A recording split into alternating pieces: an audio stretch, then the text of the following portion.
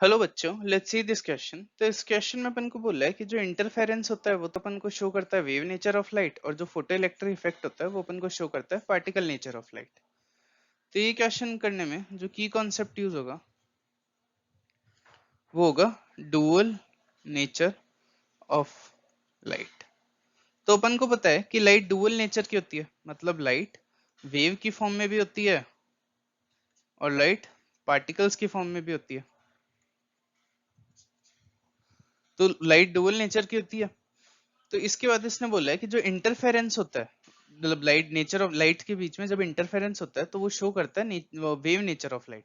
तो ये करेक्ट है, क्योंकि जब लाइट्स के बीच में इंटरफेरेंस होता है तो अपन ऐसा अज्यूम कर लेते हैं कि ये जो वेव्स जो भी कंस्ट्रक्टिव कंस्ट्रक्टिव बनाएगी या डिस्ट्रक्टिव बनाएगी, उससे जो रिजल्टेंट लाइट बनती है वो आएगी, रिजल्टेंट लाइट आएगी।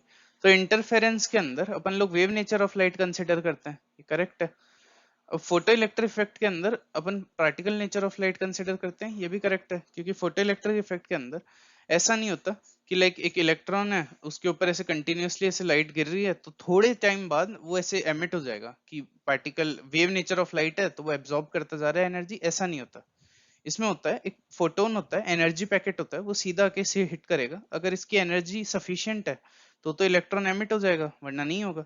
तो ये अपन को शो करता है पार्टिकल नेचर ऑफ लाइट। तो दोनों करेक्ट है, तो both of them are correct, तो इसका आंसर हो जाएगा बी।